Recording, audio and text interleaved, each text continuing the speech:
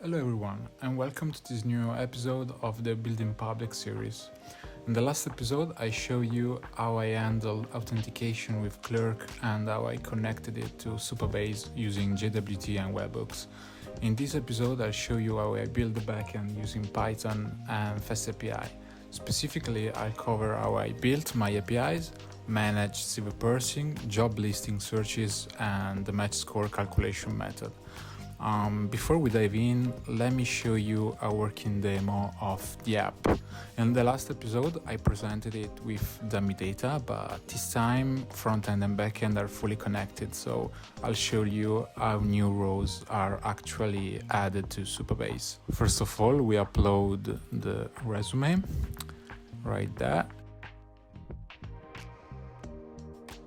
And we receive extracted data from OpenAPI, which we can edit or confirm. Let me just edit location to maybe New York. Save changes. Once confirmed, API calls are triggered to search for relevant job listings.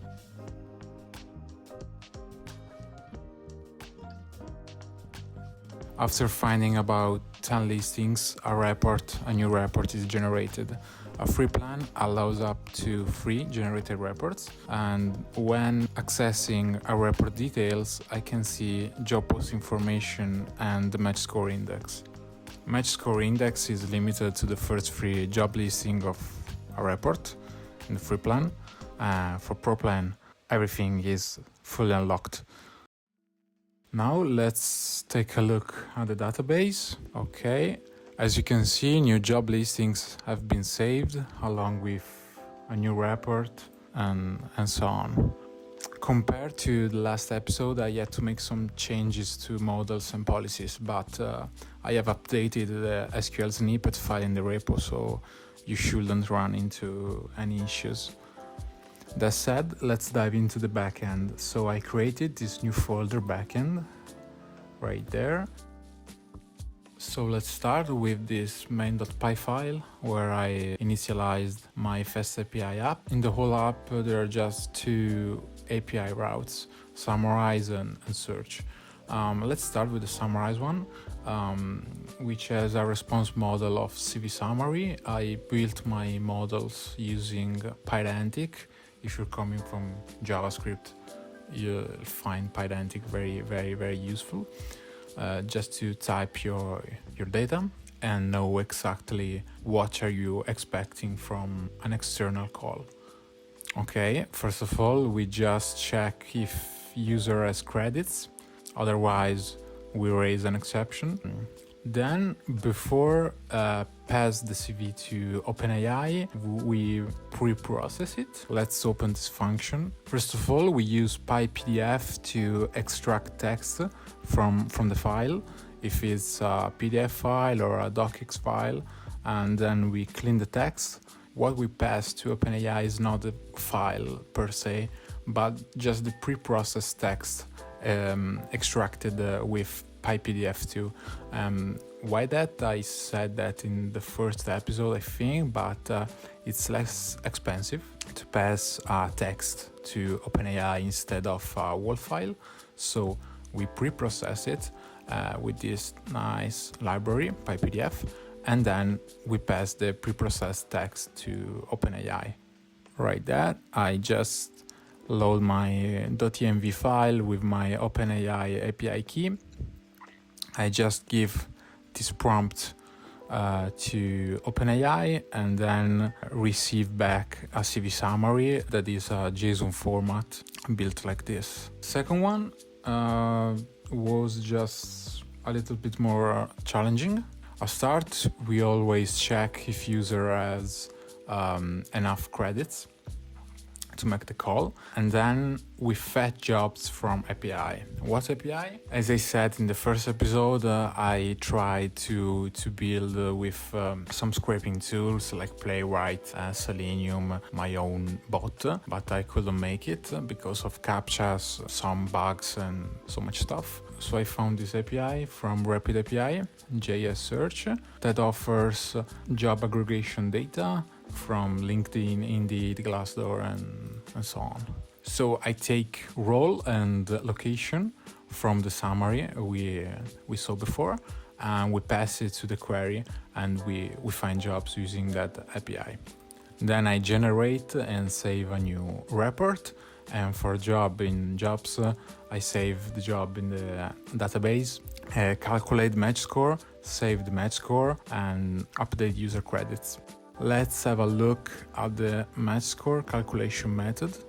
To calculate the match score between a candidate's CV and a job listing, I use the sentence transformer model to encode and compare text similarities.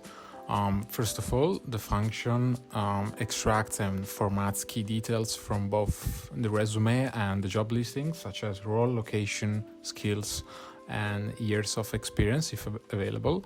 And each of these elements are turned into a structured text format before being encoded into vector representations. I then compute the cosine similarity between the resume and job description for role, skills, and location, and these similarities are weighted way differently. For example, I gave a measure weight to skills instead of experience, or even if location or role. And the final score is like computed as a weighted sum of these similarities. If the score is above 70%, a boosting formula increases it slightly to emphasize strong matches. The final match score is then rounded and constrained within a 0-100 range. If an error occurs during the processing, a default fallback score of 50 is returned. It was a little bit difficult to build this function because I was not really familiar with vector and stuff, so I had first to study it, basically, but I think I did a good job. So this is it. For the structure is pretty straightforward. We have this main.py file, models, helper function, fetch jobs, preprocess, text from the CV, all my OpenAPI calls, and here Supabase to save new rows in the database. A quick look at the front end, because I use Tanstack query, which I use for most of my project because I find it very useful. Layout.tsx. Here I have my query client provider. If I go in utils, Tanstack query client, here I initialize my new query client. And let's take, for example, my report page right here. I use Tanstack query, so I don't have to use affect all the time to my calls. It caches the data, so I find it very, very useful. And that's it. Github Repo is in the description. So in the next episode, I think it's time to work on this homepage, on this freaking homepage. I think we'll do Stripe integration. I don't know if both of them in the next episode. I think yes, but I still don't know yet. If you like this content, please leave a like and consider follow me on X, because I post regular updates on the project and other stuff. And yep, see you soon.